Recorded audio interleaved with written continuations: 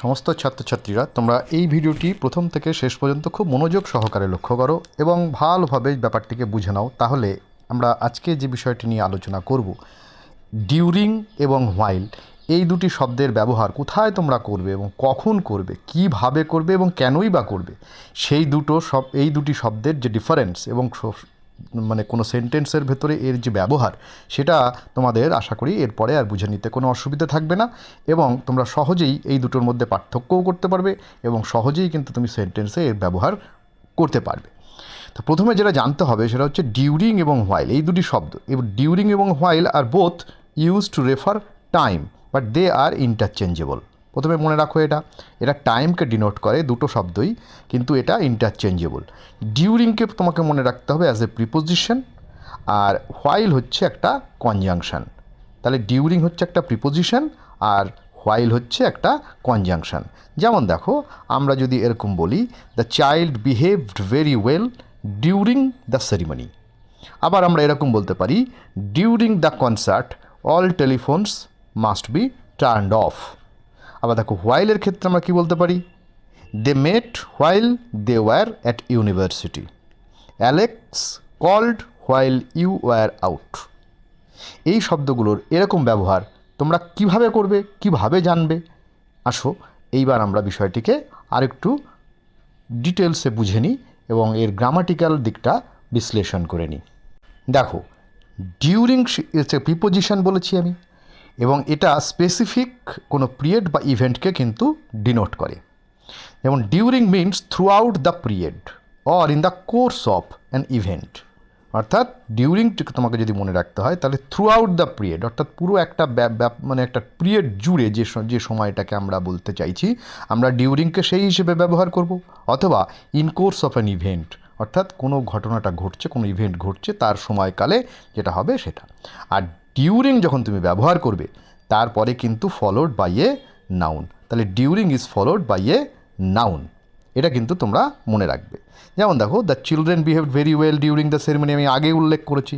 আবার দেখো, the dad fell asleep during the film. তাহলে এখানে ডিউরিংটাকে ব্যবহার করা হয়েছে একটা কোর্সকে ডিনোট করবার জন্য, একটা ডিউরিং একটা টাইমকে ডিনোট করবার জন্য। আবার তারপরে দেখো, একটা নাউনকে কিন্তু ব্যবহার করা হয়েছে। আবার দেখো, during the concert all telephones must be turned off, এটা একটা in course of an event, এটাকে ডিনোট করা হয়েছে এবং সেখানে ডিউরিংয়ের পরে দেখো কনসার্ট একটা নাউনকে ব্যবহার করা হয়েছে। আবার দেখো, the lights went out during the storm, এখানে ডিউরিং মানে ঝড় চলাকালীন, অর্থাৎ তারপরে দেখো স্টর্মটা হচ্ছে একটা নাউন, সেটাকে ডিনোট করা হয়েছে। আবার দেখো, the fire alarm went of during the presentation. আবার দেখো, এটা চলাকালীন, ইন কোর্স অফ কথাটাকে ডিনোট করা হয়েছে এবং সেখানে দ্য প্রেজেন্টেশনটা একটা নাউন, তার আগে ডিউরিং কথাটাকে ব্যবহার করা হয়েছে। During the class we studied English tenses, এটাও দেখো একটা সময় চলাকালীন কথাটা উল্লেখ করা হয়েছে এবং সেই ক্ষেত্রে প্রেজেন্টেশন একটা নাউন এবং তার আগে কিন্তু ডিউরিং শব্দটাকে ব্যবহার করা হয়েছে।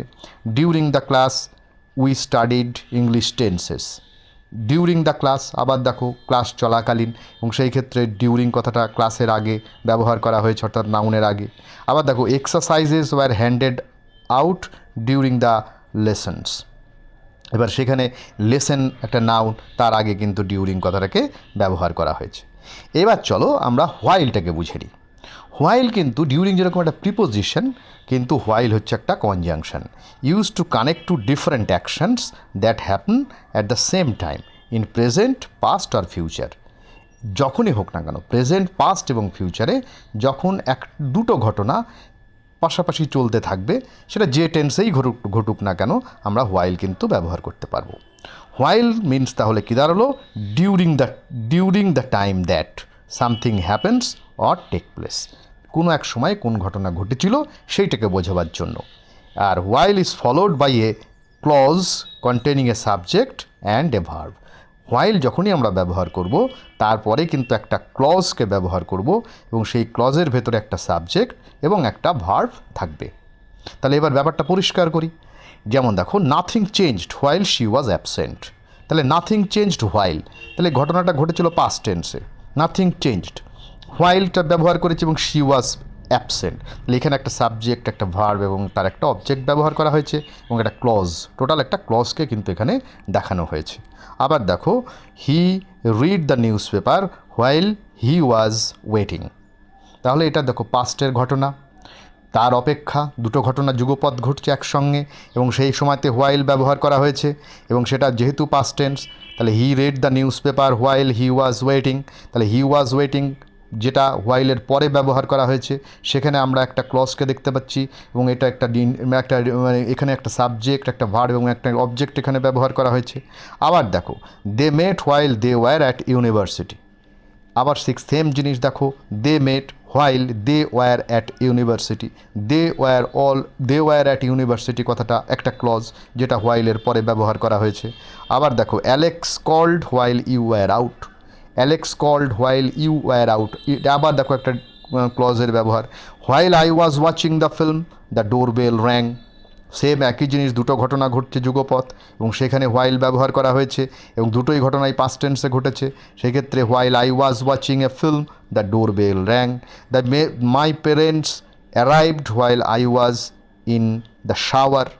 মাই parents arrived while I was in the shower. দেখো সেম ব্যবহার করা হয়েছে, দুটো ঘটনা ঘটেছে। আবার দেখো, while you peel the potatoes I will chop the onion. দেখো, while you peel the potatoes মানে এটা হচ্ছে একটা ফিউচার ফর্মে কিন্তু বলা হচ্ছে, ইনডেফিনিট টেন্সের মানে তোমার কনস্ট্রাকশনটা হলেও কিন্তু এটা ফিউচার ফর্মকে ডিনোট করছে, যার ফলে পরের সেন্টেন্সটা দেখো, I will chop the onions. While you peel the potato, যখন তুমি আলুটাকে ছাড়াতে থাকবে, I will chop the onion, আমি তখন অনিয়নটা অর্থাৎ পেঁয়াজটাকে ছাড়াবো। তাহলে সেই ক্ষেত্রে এটা প্রেজেন্ট টেন্সে ব্যবহার করা হয়েছে এবং দুটো টেন্সই প্রেজেন্ট টেন্স এবং দুটো ঘটনা আলাদা এবং যেটার জন্যই আমরা হোয়াইলকে কিন্তু ডিনোট করে ব্যবহার করেছি। আবার দেখো, হোয়াইলকে কিন্তু ইউজড ফর কন্ট্রাস্ট। হোয়াইলকে কিন্তু আমরা কন্ট্রাস্ট অর্থাৎ বৈপরীত্য বোঝাতেও কিন্তু ব্যবহার করে থাকি। While many Brits drink bear the French prefer wine. While many Brits means হচ্ছে ব্রিটিশার্স যারা, drink bear the French prefer wine, দুটোকে কন্ট্রাস্টের মধ্যে এখানে আনা হয়েছে। আবার দেখো, while Sam is an athlete his brother is more intellectual. While Sam is an athlete, Sam যেখানে অ্যাথলিট সেখানে দেখা যাচ্ছে his brother is more intellectual, এটা কন্ট্রাস্ট বোঝাতে ব্যবহার করা হচ্ছে হোয়াইল কথাটাকে। আবার while can be a noun, while means a period of time. হোয়াইলকে আমরা নাউন হিসেবেও কিন্তু কোনো জায়গায় ব্যবহার করে থাকতে পারি, যেমন ধরো, it has been a while since I read that বুক হতে পারে। It has been a while, এটা হোয়াইলটা হয়ে গেল একটা সময়, এই সময়টাকে এখানে নাউন হিসেবে ব্যবহার করা হয়েছে, সিন্স আই রিড দ্যাট বুক। আবার এটাও বলতে পারো, I am tired, I am going to lie down for a while. এই ফর এ হোয়াইল কথাটা তুমি যখনই ব্যবহার করবে তখনই কিন্তু এটাকে একটা নাউন ফর্মে তুমি কিন্তু ইউজ করতে পারবে।